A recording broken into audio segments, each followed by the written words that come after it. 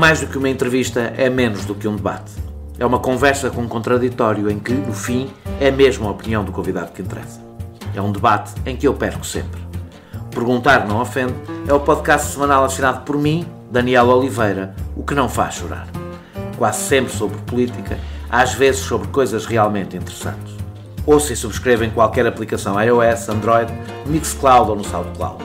Vá a patreon.com/perguntar não ofende, conheça as vantagens de ser patrono e apoie financeiramente a produção deste projeto independente.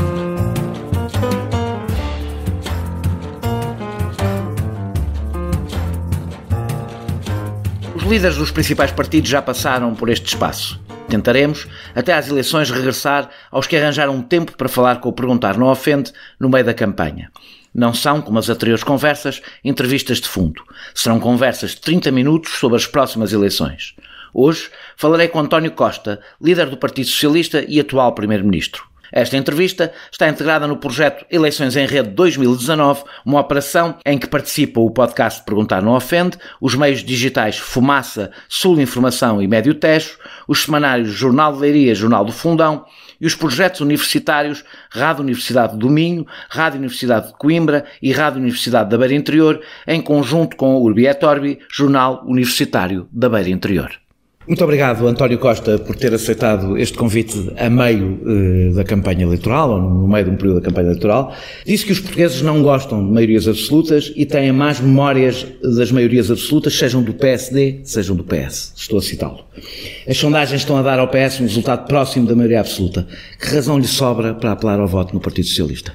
Boa tarde, muito obrigado por esta oportunidade. Eu acho que é simples. Quem quer um governo do PS, vota PS. Quem não quer um governo do PS, tem várias outras oportunidades quem quer um governo do PS, mas não quer o PS em maioria absoluta? Bom, aí faz contas. Aí tem que conseguir reunir com os 6 milhões de eleitores de forma a obter a combinação ótima, que é saber como é que cada um vota para poder determinar isso. O problema é que ninguém vota por ou contra uma maioria absoluta. As pessoas votam num partido, votam num candidato, não está lá escrito maioria absoluta. Votam num programa. A maioria absoluta não é um voto, é o resultado dos votos. Mas os portugueses fazem, mas as pessoas fazem contas, as pessoas votam na sua convicção e votam. Há também uma dimensão.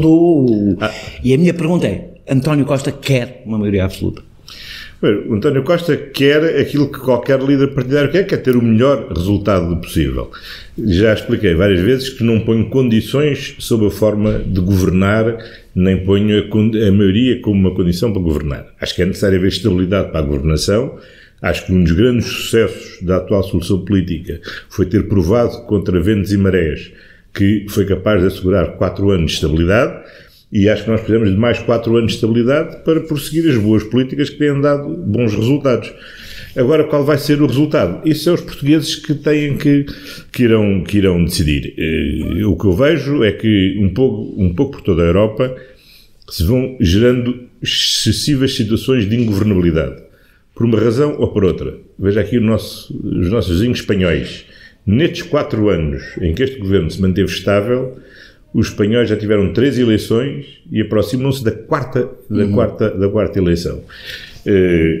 Portugal não se pode dar sequer a este luxo, mas se não nós compararmos... Mas é que eu deu esse exemplo na entrevista, penso que foi na entrevista do Expresso, deu esse exemplo exatamente da ingovernabilidade, que Portugal não podia cair na ingovernabilidade. Não, porque muitas vezes que eu vejo os jornais espanhóis procuram a solução portuguesa. E o que eu digo é que temos que evitar o impasse espanhol. Exatamente, mas o que é curioso é que se olharmos para os resultados em Espanha e em Portugal, o PSOE teve 28%, o PS teve 32% nas últimas eleições aqui. O Podemos teve 14%, o Bloco e o PCP juntos tiveram 18%, sendo que o PSOE ficou em primeiro e o Partido Socialista cá não ficou em primeiro. Logo, a correlação de forças em Portugal não é diferente da correlação de forças em Espanha. A grande diferença, vamos esquecer agora as nacionalidades, essas coisas todas, porque a nós não nos interessam do ponto de vista do debate. A grande diferença foi a vontade dos protagonistas. E a minha pergunta é se António Costa tem exatamente a mesma vontade que tinha há 4 anos. Porque em Espanha é evidente que quer Sánchez, quer Iglesias, não tinham grande vontade nesta solução. E em Portugal há 4 anos foi muito evidente para todos os portugueses, acho que felizmente, que os 3 protagonistas políticos, ou os 4 protagonistas políticos, tinham a vontade que isto corresse bem. A minha pergunta a si é se mantém a vontade que tinha há 3 anos, há 4. É que a sensação é que não. Não, primeiro eu respondo já a essa pergunta direta, mas depois vou às outras que estão subentendidas. Essa possibilidade, a resposta é sim. Mantém a mesma vontade de dar 4 anos? A minha vontade é a mesma. Agora, há 2 pressupostos na sua pergunta que precisam de ser devidamente enquadrados. Primeiro, a correlação de forças desta legislatura não foi o PS de um lado, o Bloco de Esquerda e o PCP do outro lado. Porque o Bloco de Esquerda e o PCP não somam. O Bloco de Esquerda e o PCP são paralelos. O PCP, aliás, impôs uma condição logo no início da formação desta solução política, que era haver simplesmente acordos bilaterais entre cada um dos partidos e o PS. O PCP só fez um acordo com o PS, não fez um acordo com mais ninguém. E não quis fazer um acordo com mais ninguém, nem nunca aceitou sequer ao longo destes 4 anos que houvesse qualquer tipo de reunião que não fosse simplesmente bilateral. Portanto, essa soma não é assim. Segundo lugar, as vontades foram-se construindo, porque convém ouvir o que cada um disse na noite das eleições e nos dias seguintes, para perceber quem disse o quê no momento certo e quem veio a dizer o quê mais tarde. E eu recordo, na noite das eleições, a posição do Partido Socialista foi muito clara, que não estaria disponível para ser uma minoria de bloqueio, mas que estava disponível para corresponder à vontade de mudança que a maioria dos portugueses queria, criando uma alternativa de governo. O PCP disse que era a altura de se falar e que havia condições políticas para haver um governo do Partido Socialista. Houve depois uma reunião do PS com o PCP, no final da qual o Bloco também imediatamente Jerónimo de Sousa disse: só não haverá um governo do PS se o PS não quiser. Estava marcada uma reunião do PS para o dia a seguir com o Bloco, que foi adiada a pedido do Bloco de Esquerda, que remarcou para vários dias depois essa reunião, porque necessitava de refletir perante o novo quadro político. E nessa outra reunião concluiu também que havia condições para poder haver um governo do Partido Socialista. Foi assim que se foi construindo esta solução. E, portanto, foi uma solução de um Partido Socialista. Só que desta vez, exatamente como não partimos do zero, há uma experiência política acumulada de 4 anos e respondeu-me sim, estou disponível. Não se tem sentido muito isso nas suas declarações. E eu vou-lhe pegar aqui em 2, nas suas, não obrigatoriamente das suas, dos responsáveis políticos. Como entrevistei-o aqui há 1 ano e meio, para este mesmo podcast, e fez, aliás, um balanço bastante positivo, como imagino que continua a fazer. Continua a fazer. Mas recentemente Carlos César, que não é uma pessoa... É uma pessoa que tinha responsabilidades bastante importantes. Tem. Sim, não, mas na altura é tinha... presidente do partido. Disse que os seus parceiros, tratou os parceiros, os mesmos parceiros com que António Costa elogiou, como aventureiros, dizendo que se o PS fosse atrás deles, tínhamos um país com uma mão à frente e outra atrás e voltaríamos ao tempo da bancarrota. Não há o risco de ser acusado de, para ganhar votos ao centro, estar a cuspir no prato onde comeu, como costuma dizer o povo? O que eu acho interessante é a assimetria com que se comentam os comentários de algum dirigente do PS relativamente ao Bloco de Esquerda e o enorme silêncio... não sabia que isto era só sobre o Bloco de Esquerda. E o enorme silêncio... É que eu já percebi que tem o Bloco de Esquerda sempre como um alvo referencial. E o enorme silêncio e compreensão que existe para as coisas mais extraordinárias que o Bloco de Esquerda diz a respeito do Partido Socialista. Aliás... António Costa, eu vou entrevistar a Catarina Martins no domingo, fica a minha garantia que lhe farei essas perguntas. Agora estou a fazer assim. Eu recordo, por exemplo, uma entrevista da Catarina Martins, onde a certa altura, e há 1 ano e tal, explicou que a história desta legislatura era uma batalha da esquerda contra o PS. O que é uma visão que eu diria bastante, digamos, pouco consistente com a realidade do que foi esta intervenção tem um conteúdo. Do que foi esta legislatura. Eu percebo que o contra-ataque, que gosto do contra-ataque, mas a minha pergunta é... Não, o que eu digo... O Bloco de Esquerda e o PCP são partidos aventureiros que, se o Partido Socialista tivesse ido atrás deles, o país teria voltado à bancarrota, o que também levaria a um debate sobre as responsabilidades do PS na bancarrota, porque não sabia que o PS já tinha comprado essa narrativa. Eu creio que é preciso contextualizar essa afirmação. Eu creio que essa afirmação o que significa é que se o Governo tivesse seguido os programas políticos que pressupunham a ruptura com o Tratado Orçamental, a renegociação da dívida, a saída da NATO ou outras medidas do género, não teríamos conseguido seguramente cumprir esta legislatura nem alcançar os bons resultados que alcançaram. E que, de facto, o PS é o fator essencial de equilíbrio que permitiu esta solução política ter a recuperação de rendimentos que teve. O equilíbrio são vários, não é? Ter a queda do desemprego que teve, ter um reinvestimento nos serviços públicos que teve e, simultaneamente, termos conseguido recuperar a credibilidade externa, como o país recuperou, e estarmos hoje a pagar menos de 2 mil milhões de euros de juros do que estávamos a pagar em 2015. Olha, há um bom exemplo que eu lhe dou, que é a Lei de Bases da Saúde.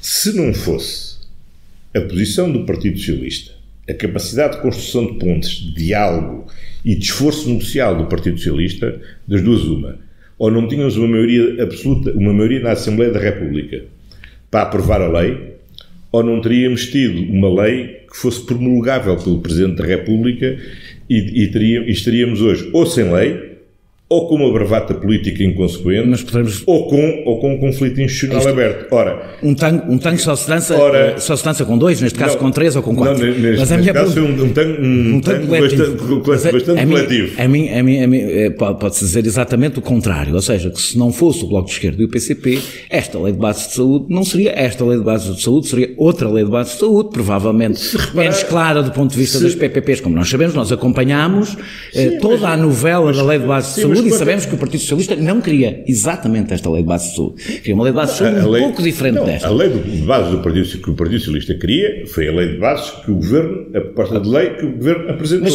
sem concentrarmos na lei de bases, é verdade, eu li o programa do Partido Socialista às eleições legislativas e é diferente do programa de Governo do Partido Socialista. E não é um bocadinho diferente, tem diferenças bastante substanciais. Claro. De onde o equilíbrio nasce das várias correntes. Mas comparar também o programa do Governo com o programa eleitoral do Bloco ou do PCP também é bastante diferente. A diferença terá até que ser maior, porque o Partido Socialista, além de ser mais forte, foi quem governou, o PCP e o Bloco não governaram. Mas, continuando na governação, Mário Centeno disse que há lições a tirar daquilo que não se conseguiu fazer por não ter maioria absoluta. Porque eu já percebi que parece-me que aqui no Partido Socialista há uma estratégia que António Costa diz que não quer maioria absoluta e todos os outros vão pedindo a maioria absoluta. E que há reformas que ficaram aquém das expectativas por causa da geringonça. Que reformas não se fizeram por causa do Bloco de Esquerda e do Partido Comunista? Eu diria, não, eu não posso dizer dessa forma, mas posso dizer, e já disse, 2 exemplos que já dei publicamente, nós não teríamos levado o tempo que levamos a aprovar a reforma da floresta se Curiosamente, o Bloco de Esquerda costuma ser o seu principal alvo e a única reforma ainda há bocadinho foi, já todos perceberam. Mas desculpe lá. Mas a minha pergunta não é um costume. A única reforma que não se fez e que o Partido Socialista queria fazer, curiosamente, foi por causa do PCP, não foi por causa do Bloco de Esquerda. Mas eu não estou a dizer, mas vamos lá ver o seguinte, eu não sou militante do PCP. Não, claro, mas foi o partido de massa mídia, não o partido de massa. Nem sou mais adversário do Bloco de Esquerda do que o Bloco de Esquerda é adversário do PS ou somos dos demais partidos. Agora, a lei de bases da floresta é um caso exemplar. Outro caso para mim exemplar é o tempo que perdemos com a aprovação da legislação de trabalho no combate à precariedade, que só vai entrar em vigor no próximo dia 1 de outubro, quando já podia estar em vigor há bastante tempo. Porque o PCP e o Bloco queriam reformas um bocadinho mais... É ao contrário, queriam mais reformas do que fez o Partido Socialista. Queriam pelo menos voltar ao pré-troika. Sim. E o Partido Socialista não quis voltar ao pré-troika. Provavelmente queriam mais, mas impedimos quase até o último minuto esta reforma. A descentralização podia ter tido outra força. Outra dimensão, porque na altura quer o Bloco de Esquerda, quer o PCP recusaram esta proposta. Nós podíamos ter avançado, por exemplo, na descentralização no domínio das áreas metropolitanas, que é o que o PCP defende, mas que o PSD se opõe, se o PCP estivesse disponível para discutir o quadro da descentralização. Portanto, há aqui um conjunto de matérias que podiam ter corrido de outra forma. Agora, vamos lá ver o seguinte.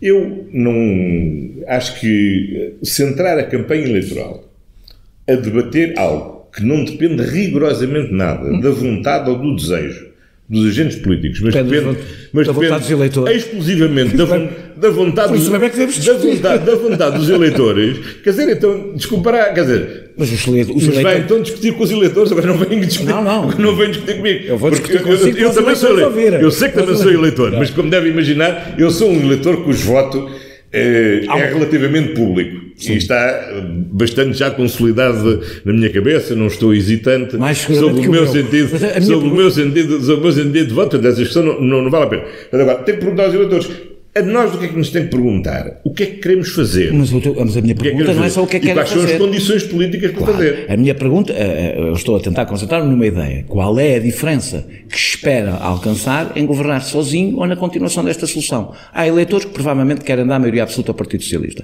Há eleitores que provavelmente, até tendo simpatia pelo Partido Socialista, querem impedir a maioria absoluta do Partido Socialista, porque tem, vou citar um dirigente político, porque não têm boas memórias das maiorias absolutas, sejam do PS ou do PSD. Portanto, citando António Costa. E, portanto, que levam que têm exatamente, correspondem a esse perfil. E é normal que queiram saber o que é que o Partido Socialista pretende fazer com e sem maioria absoluta. O PS pretende fazer... Eu ainda não percebi, por exemplo, se o Partido Socialista tem o Bloco de Esquerda e o PCP como aliados privilegiados caso não tenha maioria absoluta. O PS o que pretende fazer é executar o seu programa, que é público, está apresentado. Tem 4 objetivos. Todos os partidos. Tem 4 objetivos estratégicos fundamentais. Já lá vamos. Agora, a minha pergunta é, pretende ou não, tem o Partido Socialista tem o Bloco de Esquerda e o PCP como aliados privilegiados caso não tenha maioria absoluta? Vamos ver, o Partido Socialista tem um programa para governar.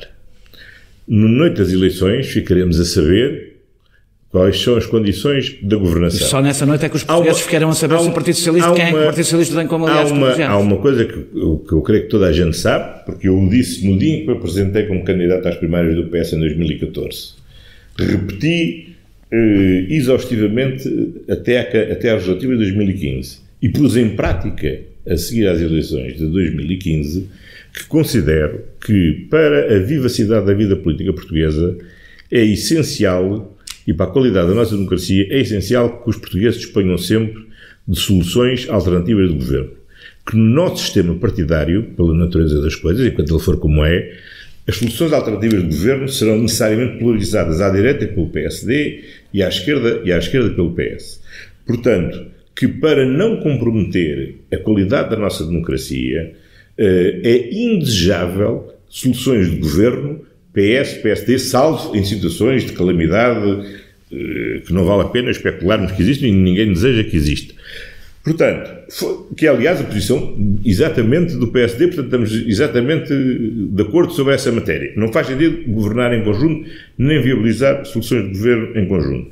Portanto, para haver soluções estáveis, não é? Essas soluções devem ser necessariamente resultar ou da suficiência ou do compromisso à esquerda. Acho que uma das grandes mudanças que se tornou possível com a estratégia que propôs ao PS em 2014, que o PS aprovou, apoiou, foi efetivamente derrubar esse muro da falta de diálogo à esquerda, de quebrar com essa ideia do arco da governação redutor ao PS e aos partidos à sua direita e trazer o PCP e o Bloco de Esquerda para a área da governação. O grau de... já lá me vai dizer que eu estou a privilegiar o PCP. Mas vou citar porque acho que é a melhor definição. Eu gosto, acho interessante essa sua aproximação ao Partido Comunista. A melhor definição. É um regresso às origens? Não das suas, do seu pai. Não. Origens familiares. O meu pai foi militante do PCP e quando morreu continuava a ser militante do PCP e a bandeira do PCP estava em cima do seu caixão quando saiu da Basílica da Sela. Agora, eu nunca fui militante do PCP e pelo contrário, sou mesmo das poucas pessoas da minha geração que começou no PS e continua no PS. Agora, mas a melhor definição foi dada por Jerónimo de Sousa, que é dizer o seguinte: o grau de compromisso depende do grau de convergência. E aquilo que eu constato, e tem sido uma das grandes qualidades desta solução política, é que os 4 partidos souberam entender-se naquilo que era essencial entenderem-se, ou melhor, em que se conseguiram entender, sabendo preservar cada um a sua própria identidade. Só que há um fator... E durante muito tempo, a solução foi bastante estável, porque houve a inteligência de haver uma lógica de complementaridade não concorrencial. Porque as eleições não estavam próximas. Não. Tivemos várias eleições pelo caminho. Não é isso, não. Eleições legislativas. Tivemos eleições europeias, tivemos eleições autárquicas, tivemos eleições regionais nos Açores, tivemos eleições europeias. Mas todos mudaram o discurso com a aproximação das legislativas, que é natural. Houve um partido. Acho que o PS não foi o único. Houve um partido que não foi o PS, Houve um partido que não foi o PS, que a partir de certa altura passou a entender que tinha de crescer à custa do eleitorado dos outros. Ora, sabe que é a única maneira de crescer, não sabe? Não. O eleitorado não paira no ar, votou noutros. Na verdade, eu nunca pedi aos eleitores, nunca me ouviu nenhum discurso meu a pedir aos eleitores do PCP ou do Bloco de Esquerda para votarem no PS. Sabe, tem eleitorado à sua direita. Mas já ouviu o Bloco de Esquerda ter a impertinência de dizer aos socialistas para irem votar no Bloco. Não quer com certeza que peça aos eleitores do PSD. E o Partido Socialista tem tido a preocupação de crescer, como qualquer partido tem de crescer, não numa lógica concorrencial com os seus parceiros, sim, mas numa lógica de complementaridade. Há uma mudança, porque falou de tudo o que aconteceu da ideia de crescer, da ideia de existirem dois blocos concorrenciais, direita e esquerda, só que há aqui um elemento novo que não existia, e todos nós assistimos ao seu debate com André Silva e todos percebemos como é que se costuma dizer, que pintou um clima, não é? E a minha pergunta é se está aberto, caso seja necessário, a um entendimento com o PAN, se ele garantir maioria. Não, porque isso muda, porque o PAN, como sabe, é quase ideológico, nem de esquerda nem de direita. Mas o entendimento com o PAN tem existido mesmo com a solução de maioria. Não é disso que eu estou a falar. Mas é isso que eu estou a responder, desculpe lá. Com exceção do primeiro orçamento. Mas não precisa do PAN para aprovar orçamentos hoje em dia. Portanto, não precisa. Mas mesmo não precisando do PAN... Mas não é isso que eu estou a perguntar. Mas aqui é muito importante. Mas é muito importante para perceber qual é a posição do PS nesta matéria toda, inclusive nos cenários de maioria absoluta. É que a questão fundamental é a seguinte. Não foi por precisar do PAN para fazer maioria para aprovar os orçamentos que nós deixámos de negociar com o PAN. E foi graças a isso que o PAN, com exceção do primeiro orçamento onde se absteve, votou a favor de todos os orçamentos de Estado. E não precisávamos, de facto, de negociar com o PAN. Como quando eu tinha maioria absoluta na Câmara de Lisboa, também não precisava de negociar com ninguém e nunca deixei de negociar com todos, de forma a que as soluções fossem sempre alcançadas com o maior consenso possível. A minha pergunta não foi se está disposto a conversar com o PAN, porque imagino que também está disposto a conversar com o PSD e com o CDS e com todos os partidos. Não é depende. Isso? Não, já lhe disse que não acho de saudável para a democracia portuguesa haver uma solução do governo que passe pelo entendimento entre o PS e os partidos. E por isso mesmo a minha pergunta é se está disponível, caso não tenha maioria absoluta, para um entendimento com o PAN. Não é um entendimento que inclua o PAN, é um entendimento com o PAN, caso o PAN faça a maioria absoluta com o Partido Socialista. Eu acho que os eleitores têm direito a saber disso, até porque terão as suas opiniões sobre o PAN, não é? Mas certeza que estou disponível para negociar com o PAN, tendo maioria, não tendo maioria, fazendo maioria com o PAN ou não fazendo maioria com o PAN. A disponibilidade para conversar com o PAN, com o Bloco de Esquerda, com o PCP e com o PEV é independente. Portanto, desse põe o resultado. PAN ao mesmo nível com o Bloco de Esquerda, o PCP e o PEV, com quem governou nos últimos 4. Fez um acordo, não fez um acordo com o PAN, fez um acordo com os outros 3 partidos. Não tive um acordo com o PAN e o PAN, vamos lá ver, o PAN até agora, nestas eleições, o PAN até agora tinha uma agenda essencialmente centrada em 2 temas. Era um partido essencialmente temático. E quando é que isso mudou? Era um partido da causa do bem-estar animal, evoluiu para um partido ambientalista. Bom, e nesta campanha tem-se estendido para outras áreas, onde aliás tem revelado menos consistente do que naquilo que era a sua área temática. E isso desenvolve exatamente para a razão porque eu lhe faço esta pergunta. Através de patreon.com/perguntar não ofende, pode apoiar diretamente a produção deste projeto independente. não tem a ver com as questões animais, ou sequer com a questão ambiental. Sim, quer saber se eu vou aceitar o plafonamento que não aceitei com a direita e aceitar agora com o PAN? Não vou aceitar o plafonamento da Segurança Social. Não, é até suspeito que o PAN nunca lhe vai apresentar. Portanto, a minha pergunta é, quando lhe faço esta pergunta, é porque os eleitores de esquerda têm provavelmente o direito a saber se o Partido Socialista deixará de depender ou de querer depender de partidos que estão à sua esquerda com uma agenda conhecida, errada, certa, não é essa a discussão, mas conhecida, solidificada, com raízes conhecidas e antigas, ou se o Partido Socialista, nessas matérias sociais e económicas, passará na realidade a ter um entendimento com o PAN, de maneira a governar sozinho em todos os assuntos que não sejam esses dois. Mas relativamente a essas matérias, a nossa discordância com o PAN é profunda. Nós não concordamos com o plafonamento da Segurança Social, não íamos aceitar com o PAN, nunca aceitámos. Leu o programa do PAN? Aceitámos à direita, não li todo. Propostas que o PAN... Mesmo em questões ambientais, poderá, por exemplo, impedir o lítio, por exemplo, explorar o lítio, impedir, na realidade, quase todas as soluções possíveis. Mas se eu ler qualquer programa de qualquer partido, haverá sempre meia dúzia de coisas que eu aceito com facilidade, haverá uma dúzia de coisas que eu nunca aceitarei e outras dependem de partido para partido. Mas em todos os partidos, se for ler um programa do CDS, aposto que encontra lá meia dúzia de coisas com que concorda de certeza. De certeza. Há de certeza. Acho que as pessoas devem ter mais. Pronto, quer dizer, toda a gente há de encontrar sempre. Portanto, vá ver, as negociações fazem-se em concreto. O que eu quero dizer é o seguinte: eu acho que é saudável para a democracia portuguesa haver soluções de governo estáveis, que demonstramos que a estabilidade foi uma mais-valia para a nossa credibilidade internacional, mesmo em programas políticos e de gestão económica e orçamental de ruptura com o que era o consenso estabelecido ao nível da União. Mas assumo que governar com o PAN seria mais fácil do que governar com o Bloco de Esquerda e o PCP. Não faço ideia, porque eu não tenho experiência de governar com o PAN, portanto não posso... Acabou de dizer que tinha. Desculpa lá, o que eu disse foi que a experiência que temos tido é negociar com o PAN... Nos orçamentos. E é mais fácil ou não é mais fácil? São matérias diferentes. O PAN, vamos ver, o PAN até agora, as questões que sempre tinha colocado até agora em cima da mesa, nas negociações, foram questões que tiveram a ver com a causa animal e com algumas questões ambientais. É por isso que eu estou a perguntar. É mais fácil, é menos amplo, é um programa menos amplo, envolve menos assuntos. Tinha um programa mais facilidade do ponto de vista da concisão das matérias. Sim. Mas depende, vamos ver, nós não tivemos, ao longo desta legislatura, nós tivemos dificuldades maiores nos primeiros orçamentos, que aliás é normal, porque não nos conhecíamos todos uns aos outros, o grau de confiança era mais limitado, a experiência também era maior. A experiência de trabalho em conjunto era menor, o grau, a assimetria de informação era maior, a pressão internacional era maior, portanto as coisas foram se tornando mais fluidas ao longo da legislatura. Agora, vamos ver, as condições de governabilidade não é o que nós vamos sujeitar a votos, o que nós vamos sujeitar a votos são os programas. Então vou-lhe fazer... E em função disso...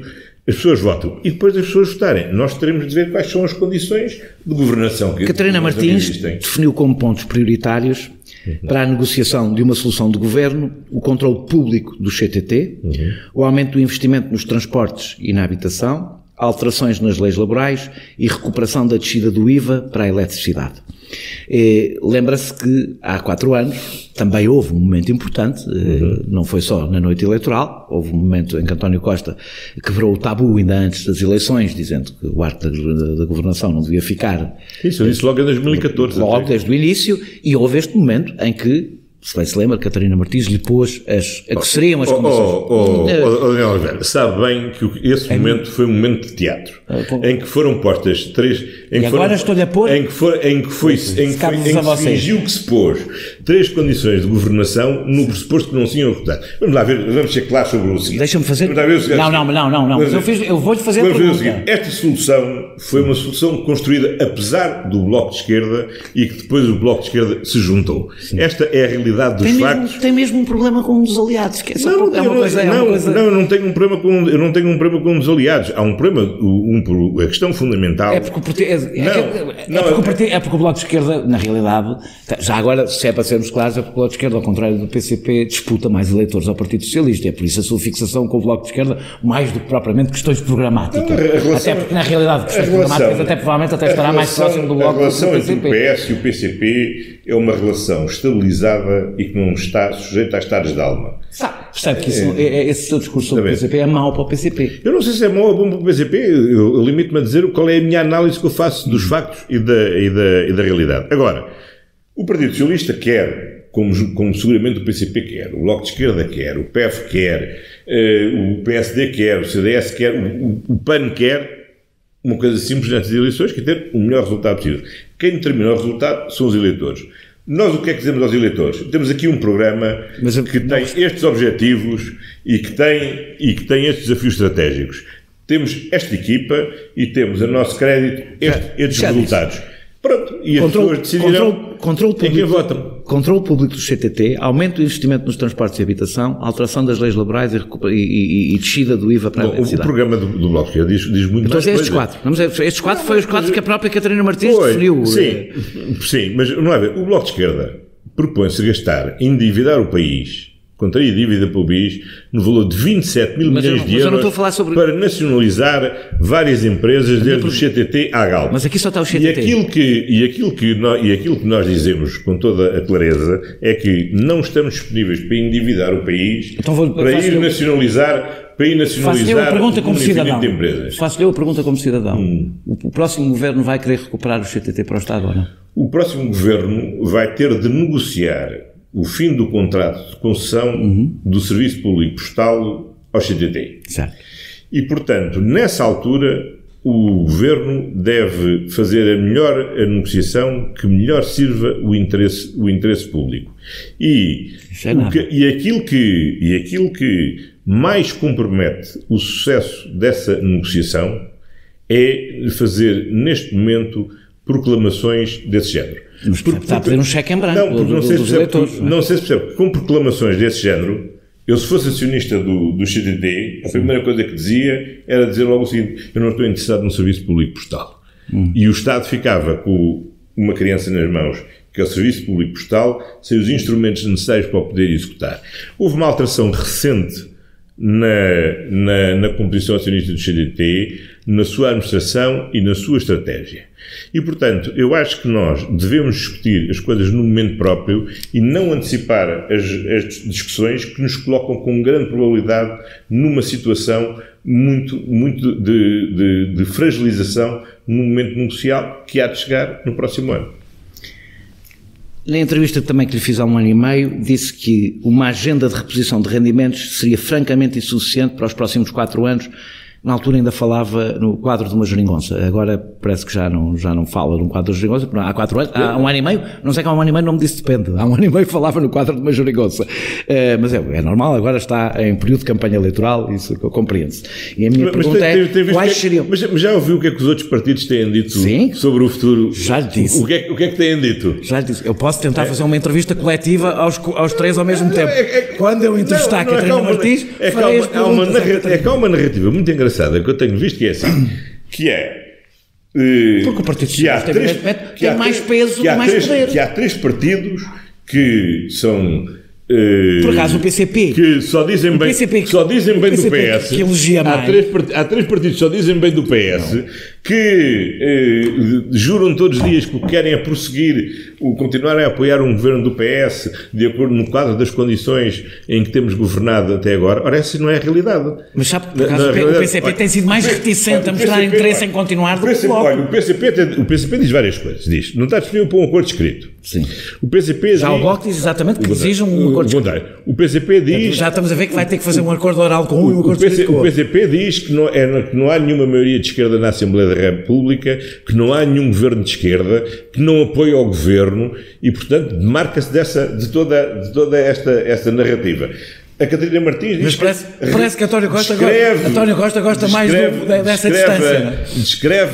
Descreve esta experiência desta legislatura dizendo que foi um combate da esquerda contra o PS. Quer dizer, e depois quando o PS, apesar de tudo, há alturas em que tem que meter os pés à parede e dizer: meus amigos, calma aí o PS é que é mau. Desculpe lá, mas isso aí não posso ser. Ia fazer uma pergunta. Acho normal. Quais são os grandes objetivos? Acho normal que, chegados às eleições, e esta fase eleitoral, eu compreendo que cada partido queira marcar as diferenças relativamente àqueles que o eleitorado quer disputar. Pronto, é o que nós fazemos também relativamente à direita e marcamos bem a nossa diferença relativamente a minha pergunta à direita. Agora, não acho que seja muito saudável, para ser sincero, que encerremos esta legislatura neste deve haver em que nos querem apresentar como tudo o que aconteceu de mal foi o governo do PS.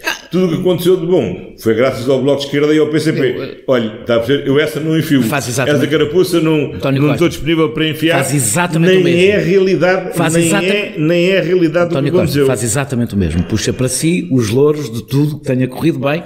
Até falou do imposto, conhecido por imposto de mortágua, no último debate, como uma coisa boa do seu governo, e o nome faz-nos pensar que é capaz de não ter nascido no seu governo. Mas há uma coisa que lhe posso garantir. Sabe, tenho mesmo muita legitimidade para falar desse imposto. Espero que sim. Tenho mesmo muita legitimidade. Ficaria satisfeito, fico satisfeito por isso. Tenho mesmo muita legitimidade. Acho que, aliás, é injusto que esse imposto tenha o nome de alguém, porque acho que é uma questão de elementar justiça. Mas, seguimos em frente, para a última pergunta, exatamente, eu tinha-lhe dito, estava a dizer que tinha dito que a reposição de rendimentos era evidentemente curta, e acho que todo o país e todas as pessoas subscrevem esta ideia. Quais seriam os grandes objetivos do seu próximo governo de 4 anos? Nós identificamos 4 grandes objetivos estratégicos para o país. Um tem a ver com o combate às alterações climáticas, outro, enfrentar o desafio demográfico, a transição para a sociedade digital e a redução das desigualdades. Esses são os grandes 4 objetivos. São objetivos de décadas, não é? Não chegam para 4 anos, são demasiado longos. Mas as décadas são preenchidas por quadriénios de legislaturas. E, portanto... Mas imagino, não espera ficar décadas no poder, não sei. Não. Nós eu apresentei em 2014 uma agenda para a década, já passou parte dessa década, tenho aqui os objetivos, esses objetivos estratégicos, naturalmente, declinados num programa para executar nos próximos 4 anos e que necessariamente terá prolongamento futuro. Os portugueses podem contar, mesmo que o Partido Socialista tenha uma maioria absoluta no que toca a políticas sociais e laborais e outras, numa continuidade em relação ao que foi este governo. Podem mesmo contar com 2 coisas. Não só executaremos o programa com que nos apresentamos, como, independentemente de termos ou não termos maioria, prosseguiremos o diálogo que iniciámos nesta legislatura, designadamente com os nossos parceiros, do PEV, do PCP e do Bloco de Esquerda. Compromete-se a cumprir toda a legislatura, como Primeiro-Ministro? Claro, desde que haja condições para isso, desde que não seja aprovada uma moção de censura, desde que não seja rejeitada uma moção de confiança, desde que não sejam criadas condições de ingovernabilidade. Externas assim. Claro. A minha pergunta é, só se pode comprometer... E que mantenha de boa saúde e... Não pensa ir para qualquer outro cargo? Durante a próxima legislatura, não, de todo. Muito obrigado, António Costa, por esta curta entrevista, mas viva. Nós regressamos para a semana... E foi mais um debate. Foi. É sempre... Foi um bocado ao estilo de Zé Gomes Ferreira. Sempre. Hoje estava Zé Gomes Ferreira. Nós sobre a economia, mas... Às vezes tem que discutir com pessoas mais à esquerda. Nós regressamos para a semana com outro convidado. Este episódio teve a produção de João Martins, pesquisa de Filipe Avala, música de Mário Lajinha e ilustração de Vera Tavares.